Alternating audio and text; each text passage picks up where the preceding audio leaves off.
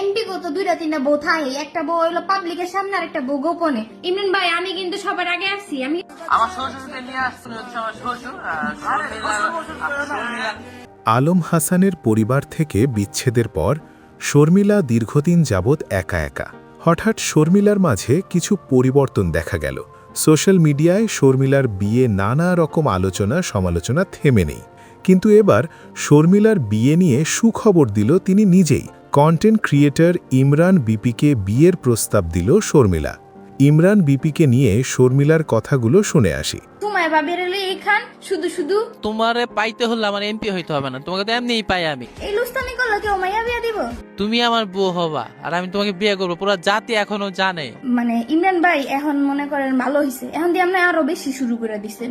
আসলেই জানে, কিন্তু তুমি কাউকে বলো না। তোমার আগের সংসারটা তো আমি খেয়ে দিছি। দর্শক, শর্মিলার এমন কথাগুলো আপনার ভালো লাগলে অবশ্যই কমেন্ট করে জানিয়ে দিন, আর ভিডিওটি ভালো লাগলে আমাদের চ্যানেলটি সাবস্ক্রাইব করে পাশে থাকুন।